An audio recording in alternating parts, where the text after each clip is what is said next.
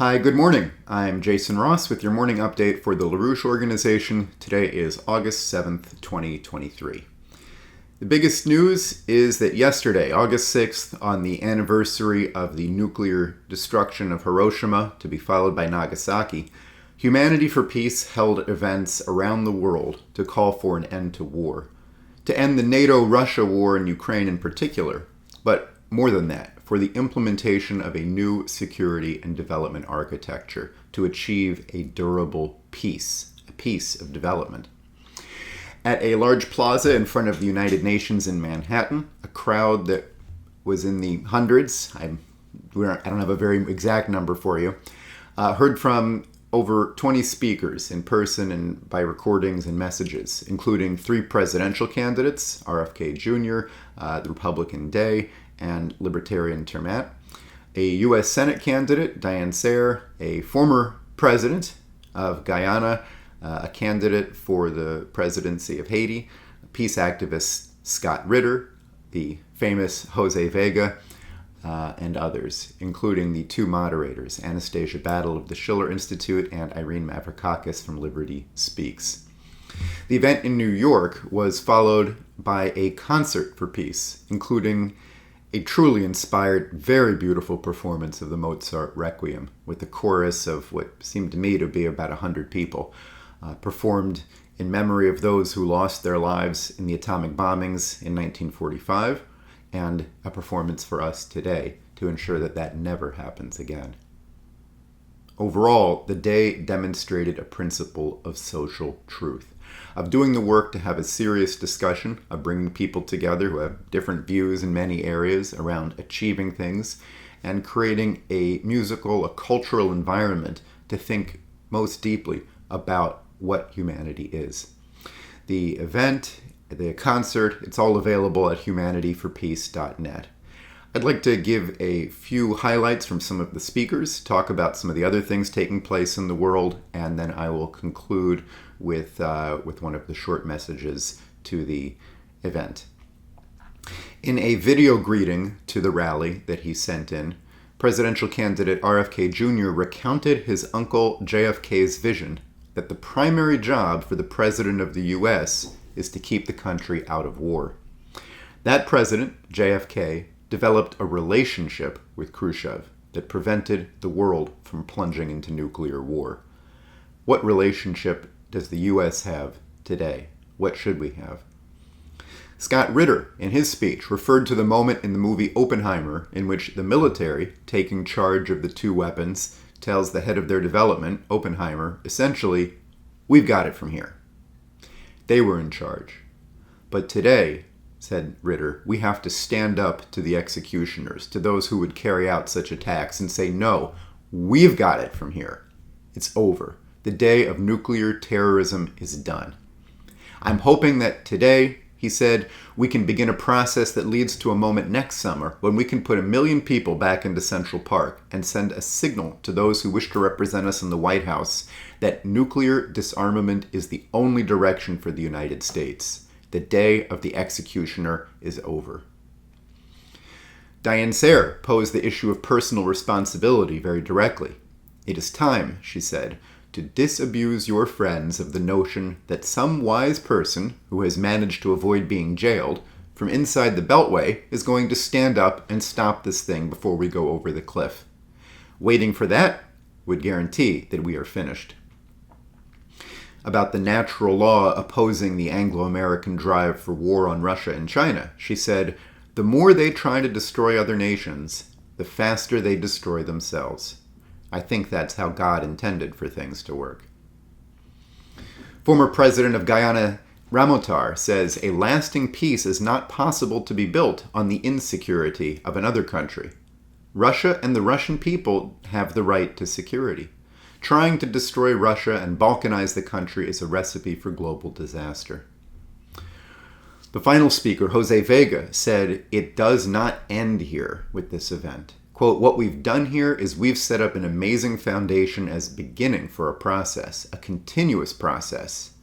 Today, he said, is a declaration around the world that humanity declares peace as the only way forward. I think the biggest expression, Jose said, or the best expression that came out today was the expression of love from every single speaker that has been felt around the world.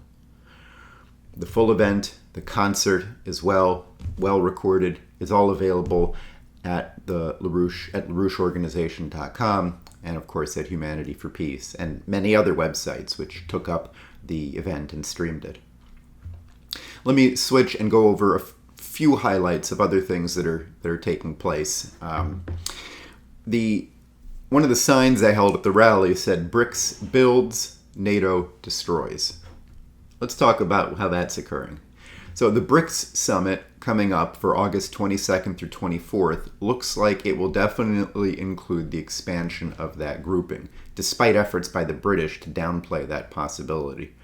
For example, Monitor Mercantil, a Brazilian publication, says that there are 22 nations that have formally requested to join the BRICS.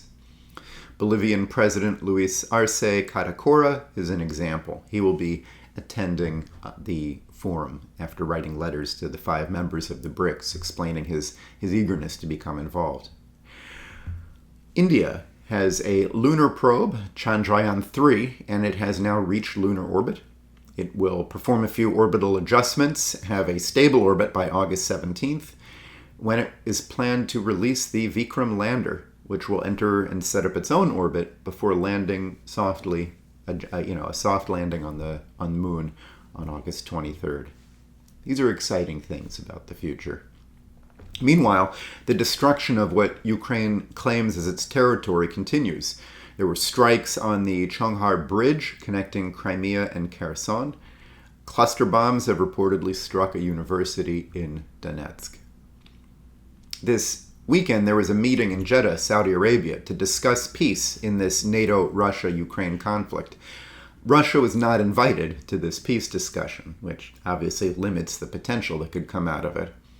The meeting ended without a joint statement, but it's notable that Ukraine wasn't in much of a position to push its earlier peace proposal, which essentially amounted to Russia, the complete defeat of Russia, the withdrawal of Russian forces from Ukraine's 1991 borders, including Crimea. That didn't really get so much play. Brazilian envoy Celso Amorim said any real negotiation must include all parties. Although Ukraine is the biggest victim, if we really want peace, we have to involve Moscow in this process somehow. The host nation, Saudi Arabia, put forward its own peace outline, and China was able to represent its outlook that it had laid out earlier in a 12, maybe not points, but a 12-principled program for how peace would be achieved. A note in Africa, following the coup in Niger, there has been a fight over whether other nations or groupings would involve themselves militarily. For example, Nigerian President Bola Tinubu wants to get militarily involved, but the Nigerian Senate has just voted against authorizing the use of the Nigerian military, which the president must have under the Constitution. President Tinubu is also under pressure to restore electric power supplies to Niger, which imported 70% of its grid electricity from Nigeria. This process of sanctions, of shutting down electricity, these are obviously not things that serve the people of any nation. The president of Algeria has stood up and categorically rejected any military action by anybody outside in that nation. So this overall process can represent a new direction for the region, the continent, the world. We live in a dangerous world, but one of great potential. I will end this update with Helga Zepp-LaRouche's brief remarks to the Humanity for Peace event in Manhattan. To all the courageous people demonstrating today for peace, she opens. We have to wake people up all over the world. Never before was mankind in a bigger danger of annihilating itself in a global nuclear war. Of the more than 12,000 existing nuclear weapons today, each of which are up to 1,000 times more destructive than the bombs dropped on Hiroshima and Nagasaki, 3,800 are immediately deployable, and nearly 2,000 are on launch on warning status. If it comes to nuclear war, as there are politicians today who are recklessly considering the use of these weapons, not even a historian will be left to investigate how it could have come to this incomprehensible catastrophe. If it happens, the people who die in the first minutes will be the comparably lucky ones, for in the following days, months, and years, all life on this planet will become extinct, both through irradiation and a nuclear winter of many years.